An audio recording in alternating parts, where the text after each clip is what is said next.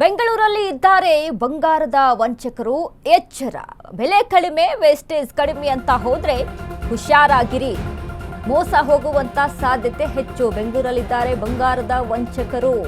ಬೆಲೆ ಕಡಿಮೆ, ವೇಸ್ಟೇಜ್ ಕಡಿಮೆ ಅಂತ ಹೋದ್ರೆ ಕಥೆ ಮುಗಿತು, ಹುಷಾರಾಗಿರಿ. ನಿಮ್ಮ ಹಣದಲ್ಲಿ ಕಲರ್ಫುಲ್ ಲೈಫ್ ಲೀಡ್ ಮಾಡ್ತಾರೆ ಕಿರಾತಕರು. ಮಹಿಳೆ ಜೊತೆ ಸೇರಿ ಚಿನ್ನದಂಗಡಿ ಮಾಲೀಕನಿಂದ 2 ಕೋಟಿ ವಂಚನೆ. ಸರ್ಜಾಪುರ ಮೂಲದ ಪುನೀತ್ ಎಂಬಾತನಿಗೆ 2 ಕೋಟಿ ರೂಪಾಯಿ ವಂಚನೆ ಆಗಿದೆ. HSR ಲೇಔಟ್ನ MP ಜ್ಯುವೆಲರ್ಸ್ ಮಾಲೀಕ ಇಂದ್ರ ಚಂದನಿಂದ ಆಗಿರುವಂತಹ ಎಡವಟ್ಟು. ಬೆಂಗಳೂರಲ್ಲಿ ಇದ್ದಾರೆ ಬಂಗಾರದ ವಂಚಕರು. ಬೆಲೆ ಕಡಿಮೆ ಇದೆ, ವೇಸ್ಟೇಜ್ ಕಡಿಮೆ ಇದೆ ಅಂತ ಹುಡುಕೊಂಡು ನಾವು ತೆಗೆದುಕೊಳ್ಳೋಕೆ ಹೋದ್ರೆ ಈ ರೀತಿಯಾಗಿ ವಂಚನೆ ಆಗೋದು ಫಿಕ್ಸ್. 2 ಕೋಟಿ ರೂಪಾಯಿ ವಂಚನೆ ಆಗಿದೆ ಚಿನ್ನದ ಅಂಗಡಿಯಿಂದ. ಸರ್ಜಾಪುರ ಮೂಲದ ಪುನೀತ್ ಎಂಬಾತನಿಗೆ 2 ಕೋಟಿ ರೂಪಾಯಿ ವಂಚನೆ. HSR ಲೇಔಟ್ನ MP ಜ್ಯುವೆಲರ್ಸ್ ಮಾಲೀಕ ಇಂದ್ರ ಚಂದನಿಂದ ಮೋಸ. ಇತ್ತೀಚೆಗೆ ನಾವು ಸೋಷಿಯಲ್ ಮೀಡಿಯಾದಲ್ಲಿ ಗಮನಿಸ್ತಾ ಇದ್ದೀವಿ, ಹೆಚ್ಚಾಗಿ ಈ ರೀತಿಯಾಗಿ ವಿಡಿಯೋಸ್ಗಳು ಬರ್ತಾ ಇದೆ. ಕಡಿಮೆ ವೇಸ್ಟೇಜಲ್ಲಿ, ಕಡಿಮೆ ಬೆಲೆಯಲ್ಲಿ, ಇಷ್ಟೇ ಗ್ರಾಮಲ್ಲಿ ನಾವು ಒಡವೆ ಮಾಡಿಸ್ಕೊಡ್ತೀವಿ. ಇದು 2 ಗ್ರಾಮ್ ಚೈನು, ಇದು 1 ಗ್ರಾಮ್ ಚೈನು, ಕಡಿಮೆ ವೇಸ್ಟೇಜು, ಮೇಕಿಂಗ್ ಚಾರ್ಜಸ್ ಕಮ್ಮಿ. ಅಂದರೆ ಈ ರೀತಿಯಾಗಿ ಏನೇನೋ ಒಂದು ರೀತಿಯಾದಂಥ ಬೇಡಿಕೆಗಳನ್ನು ಇಟ್ಕೊಂಡು ಒಂದಿಷ್ಟು ನಿಯಮಗಳನ್ನು ಮಾಡಿಕೊಂಡು ಈ ರೀತಿಯಾಗಿ ಆ್ಯಡ್ಸ್ ಬರುವಂಥದ್ದು ಅಥವಾ ಇದನ್ನೆಲ್ಲ ನಂಬ್ಕೊಂಡು ಜನ ಮೋಸ ಹೋಗುವಂಥ ಚಾನ್ಸಸ್ ಹೆಚ್ಚಾಗಿರುತ್ತೆ. ಯಾಕೆ ರೀ, ಇವತ್ತಿನ ದಿನಮಾನಗಳಲ್ಲಿ ಬಂಗಾರದ ರೇಟ್ ಗಗನಕ್ಕೆ ಏರ್ತಾ ಇದೆ. ಇಂಥ ಸಮಯದಲ್ಲಿ ಯಾರು ನಮಗೆ ಕಡಿಮೆ ಬೆಲೆಗೆ ಬಂಗಾರ ಕೊಡ್ತಾರೆ? ಅವರು ಲಾಸ್ ಮಾಡ್ಕೊಂಡು ಇನ್ನೊಬ್ಬರಿಗೆ ಕಡಿಮೆ ಬೆಲೆಗೆ ಮಾರಾಟ ಮಾಡಿಬಿಡ್ತಾರಾ? ಕಡಿಮೆ ವೇಸ್ಟೇಜಲ್ಲಿ ಮಾರಾಟ ಮಾಡಿಬಿಡ್ತಾರಾ? ಅದನ್ನೆಲ್ಲ ಗಮನಿಸಬೇಕಾಗುತ್ತೆ. ಏನೋ ಕಮ್ಮಿಗೆ ಸಿಕ್ಬಿಡುತ್ತೆ ಅಂತ ಹೋಗಿ ತೆಗೆದುಕೊಳ್ಳೋದಲ್ಲ. ಜನ ಸ್ವಲ್ಪ ಎಚ್ಚರಿಕೆಯಿಂದ ಇರಬೇಕು. ಮದುವೆಗೆ ಬಂಗಾರ ಖರೀದಿ ಮಾಡಲು ಮುಂದಾಗಿದ್ದ ಪುನೀತ್. ಚಿನ್ನದ ಬೆಲೆ ಕಡಿಮೆ ಆಯಿತು, ಖರೀದಿ ಮಾಡಲು ಮುಂದಾಗಿದ್ದ ಪುನೀತ್ ಸಂಬಂಧಿ ಸವಿತಾ MP ಜ್ಯುವೆಲರ್ಸ್ನಲ್ಲಿ ವೇಸ್ಟೇಜ್ ಕಡಿಮೆ ಅಂದಿದ್ರು. ಖುದ್ದು ಸವಿತಾ ಪುನೀತ್ ಕರೆದೊಯ್ದು ಚಿನ್ನದ ವ್ಯಾಪಾರ ಮಾಡಿದ್ರು. ಮಾರ್ಚ್ 27ರಂದು ಚಿನ್ನ ಖರೀದಿಗೆ ಹೋಗಿದ್ದ ಪುನೀತ್ ಹಾಗೂ ಸವಿತಾ ಸುಮಾರು 2 ಕೋಟಿ ಹಣಕ್ಕೆ ಚಿನ್ನ ವ್ಯಾಪಾರ ಆಗಿರುತ್ತೆ. ನಾಳೆ ಬಂದು ಚಿನ್ನ ತೆಗೆದುಕೊಳ್ಳಿ ಎಂದಿದ್ದ ಮಾಲೀಕ ಇಂದ್ರ ಚಂದ್. ಬಳಿಕ ಚಿನ್ನ ಕೇಳಿದ್ರೆ ಸವಿತಾ ಬಳಿ ಮಾತನಾಡಿದ್ದೇನೆ, ಹೋಗು ಎಂದ ಮಾಲೀಕ. ನಂತರ ಸವಿತಾ ಬಳಿ ಕೇಳಿದ್ರೆ ಅವರ ಬಳಿಯೇ ಮಾತನಾಡು ಅಂತ ಹೇಳಿದ್ರು. ಸವಿತಾ ಹಾಗೂ ಇಂದ್ರಚಂದ್ ಅವರ ಈ ಒಂದು ಕಳ್ಳಾಟ ಪುನೀತ್ಗೆ ಗೊತ್ತಾಗುತ್ತೆ. ಮದುವೆಗೆ ಅಂತ ಚಿನ್ನ ಖರೀದಿ ಮಾಡ್ತಾರೆ ಪುನೀತ್ MP ಜ್ಯುವೆಲರ್ಸ್ ಅಲ್ಲಿ. 2 ಕೋಟಿ ರೂಪಾಯಿ ಬೆಲೆ ಸಹಿತ ಆಗುತ್ತೆ. ಹಣವನ್ನ ಕೊಟ್ಟು ಹೋಗಿರ್ತಾರೆ. ಹಣವನ್ನ ಕೊಟ್ಟು ಹೋದಂಥ ಸಂದರ್ಭದಲ್ಲಿ ಬಂದು ಕೇಳಿದ್ರೆ ಈ ರೀತಿಯಾದಂಥ ವಂಚನೆ.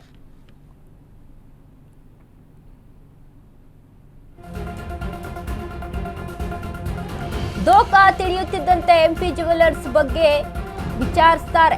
MP ಜ್ಯುವೆಲರ್ಸ್ ವಿಚಾರ ತಿಳಿದು ಪುನೀತ್ ಫುಲ್ ಶಾಕ್ ಆಗ್ತಾರೆ. ಏನಾಗಿತ್ತು ಹಾಗಾದ್ರೆ? ಇಂದ್ರಚಂದ್ ಒಬ್ಬ ದೊಡ್ಡ ಫ್ರಾಡ್ ಎಂದು ತಿಳಿದು ಶಾಕ್ ಆಗ್ತಾರೆ ಪುನೀತ್. ಹಲವರಿಗೆ ವಂಚನೆ ಮಾಡಿದ್ದಾರೆ ಎಂದು ತಿಳಿದುಕೊಂಡ ಪುನೀತ್. ಸ್ನೇಹಿತರ ಮೂಲಕ ವಿಚಾರ ತಿಳಿದುಕೊಂಡ ಪುನೀತ್ ಲೀಗಲ್ ಆಗಿ ತೊಂದರೆ ಆಗದಂತೆ ಕ್ಯಾಶ್ ಮೂಲಕ ಮಾತ್ರ ವ್ಯಾಪಾರ.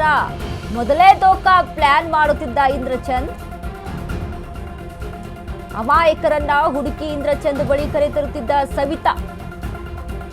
ಈ ಬಗ್ಗೆ HSR ಪೊಲೀಸ್ ಠಾಣೆಯಲ್ಲಿ ಪ್ರಕರಣ ದಾಖಲಿಸಿದ್ದ ಪುನೀತ್. FIR ದಾಖಲಾದರೂ ಆರೋಪಿ ಬಂಧಿಸದೆ ಪೊಲೀಸರ ನಿರ್ಲಕ್ಷ್ಯ. ಆರೋಪಿಗೆ ಜಾಮೀನು ಸಿಗದೆ ಇದ್ರೂ ಆರೋಪಿ ಬಂಧಿಸದೆ ನಿರ್ಲಕ್ಷ್ಯ ಎಂದು ಆರೋಪ ಮಾಡ್ತಾ ಇದ್ದಾರೆ. ಆರೋಪಿ ಬೆನ್ನಿಗೆ ನಿಂತ ಬೆಂಗಳೂರು HSR ಲೇಔಟ್ ಪೊಲೀಸರು. ಇಷ್ಟೆಲ್ಲ ವಂಚನೆ ಮಾಡ್ತಾನೆ, ಅವನನ್ನು ಅರೆಸ್ಟ್ ಯಾಕೆ ಮಾಡ್ತಾ ಇಲ್ಲ? ಹಾಗಾದ್ರೆ ಪೊಲೀಸರು ಯಾಕೆ ಹಿಂದೇಟು ಹಾಕ್ತಾ ಇದ್ದಾರೆ? ಏನಾದರೂ ಜಾಮೀನನ್ನು ತೆಗೆದುಕೊಂಡಿದ್ದಾನ? ಏನಿಲ್ಲ, ತನಿಖೆ ನಡೆಸಬೇಕಲ್ವಾ? ಇದು ನೋಡಿ, ಇದು ದುಡ್ಡು ಎಣಿಸ್ತಾ ಇರೋದು ಇವರೇ MP ಜ್ಯುವೆಲರ್ಸ್ ಮಾಲೀಕರು. ಹೆಸರು ಇಂದ್ರಜಿತ್ ಅಂತ ಅವ್ರ ಮಗನೂ ಇದ್ದಾರೆ ನೋಡಿ ಸರ್. ಇದೂ ಅದೇ ಫೋಟೋ. ನಮ್ಮ ಹೆಸರು ಪುನೀತ್ ಕುಮಾರ್ ಅಂತ ನೋಡಿ. ಇವರೆಲ್ಲನೂ ಕೂತ್ಕೊಂಡು ಎಣಿಸ್ತಾ ಇದ್ದಾರೆ. FIR ಆಗಿದೆ. ಪೊಲೀಸರು ಬಂದ್ಬಿಟ್ಟು ನಮಗೆ ಕೇಳಿದ್ರು, ಕೆಲವೊಂದು ದಾಖಲಾತಿಗಳು ಕೇಳಿದ್ರು, ಕೊಟ್ವಿ ಸಹ. ಆದಮೇಲೆ ಒಂದು 3-4 ದಿನ ಬಿಟ್ಟು ಹೋಗಿ ಕೇಳಿದ್ರು ಸರ್ ಏನಾಗ್ತಾಯಿದೆ ಏನು ಅಂತ ಹೇಳಿದ್ದಕ್ಕೆ ಇದು ಆ್ಯಕ್ಚುಲಿ ನಮಗೆ ಸ್ವಲ್ಪ ಗೊಂದಲ ಇದೆ, ನಾವು ನೋಡಬೇಕಿದ್ದಾನೆ ಏನಾಗ್ತಾಯಿದೆ ಏನಂತ ನಾವು ನೋಡ್ತೀವಿ, ನೋಡ್ಕೊಂಡು ಹೇಳ್ತೀವಿ, ಅವ್ರು ನಮ್ಮ ಕೈಗೆ ಸಿಗ್ತಾ ಇಲ್ಲ. ಮತ್ತು ಇನ್ನೊಬ್ರು ಯಾರೋ ಒಬ್ಬರು ಈ ಡಾಕ್ಯುಮೆಂಟ್ ಇಷ್ಟೆಲ್ಲ ದಾಖಲಾತಿ ಇಟ್ಕೊಂಡೋದ್ರೂ ಹಿಂಗೆ ಈ ದಾಖಲಾತಿ ನೀವು ಮುಟ್ಟು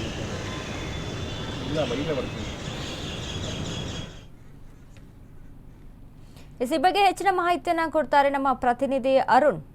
ಅರುಣ್, ಇದೀಗ ಈ ರೀತಿಯಾಗಿ ಪ್ರತಿ ಬಾರಿ ಹೋದಂಥ ಕಸ್ಟಮರ್ಸ್ಗಳಿಗೆ ಮೋಸ ಮಾಡ್ತಾ ಇದ್ದಂಥ ಈ ಇಂದ್ರಚಂದ್ ಏನಿದಾನಲ್ಲ, ಇವನ ಬಗ್ಗೆ ಪೊಲೀಸರು ಸಹಿತ ಹಿಂದೆಟ್ಟು ಹಾಕ್ತಾ ಇದ್ದಾರೆ ಹುಡುಕಾಟವನ್ನು ನಡೆಸೋಕೆ ಅನ್ನುವಂಥದ್ದು. ಅಂದರೆ ಈ ರೀತಿಯಾಗಿ ಈ ಹಿಂದೆನೂ ಸಹಿತ ಹಲವು ಬಾರಿ ಇಂಥ ಪ್ರಕರಣಗಳನ್ನ ಮಾಡಿದ್ದಾರೆ ಅನ್ನುವಂಥದ್ದು ಇಲ್ಲಿ ಕಾಣಿಸ್ತಾ ಇದೆ. ಏನೆಲ್ಲ ಅಪ್ಡೇಟ್ಸ್ ಇದೆ ಈ ಬಗ್ಗೆ?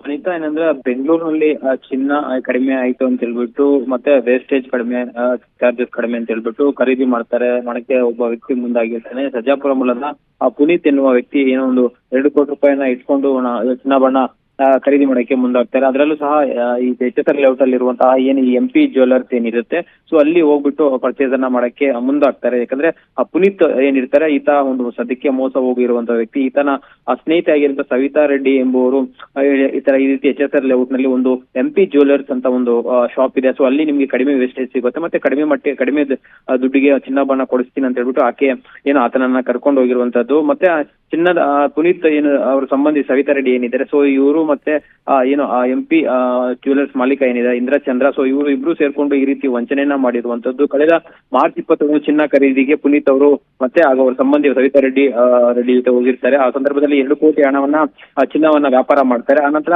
ನಾಳೆ ಬಂದು ಚಿನ್ನ ತೆಗೆದುಕೊಳ್ಳಿ ಅಂತ ಹೇಳ್ಬಿಟ್ಟು MP ಜ್ಯುವೆಲ್ಲರ್ಸ್ ಮಾಲೀಕ ಚಂದ್ರ ಅವರು ಹೇಳಿರ್ತಾರೆ. ಆದ್ರೆ ಮಾರನೇ ದಿನ ಬಂದು ಚಿನ್ನ ಕೇಳಿದ್ರೆ ಸವಿತಾ ಬಳಿ ಮಾತನಾಡಿ ಅಂತ ಹೋಗು ನೀನು ಅಂತ ಹೇಳ್ಬಿಟ್ಟು ಇಂದ್ರಚಂದ್ರ ಅವರು ಯಾರು ದೂರದರ ಪುನೀತ್ ಅವರಿಗೆ ಹೇಳ್ತಾರೆ. ಆನಂತರ ಸವಿತಾ ಬಳಿ ಕೇಳಿದ್ರು, ಅವರ ಬಳಿಯೂ ಮಾತನಾಡಿರೋ ಅಂತ ಹೇಳಿದ್ರು. ಅವರು ಇಲ್ಲ, ಅವ್ರ ಹತ್ರ ನೀವು ಮಾತಾಡಿ ಅಂತ ಸಹ ಹೇಳಿರ್ತಾರೆ ಅಂತ ಹೇಳಿ ಕೊನೆಗೆ ಸವಿತಾ ಹಾಗೂ ಜ್ಯುವೆಲ್ಲರಿ ಶಾಪ್ ಮಾಲೀಕ ಇಂದ್ರಚಂದ್ರ ಇಬ್ಬರು ಸೇರಿ ವಂಚನೆ ಮಾಡಿರೋದು ಬೆಳಕಿಗೆ ಬಂದಿರುತ್ತೆ. ನಂತರ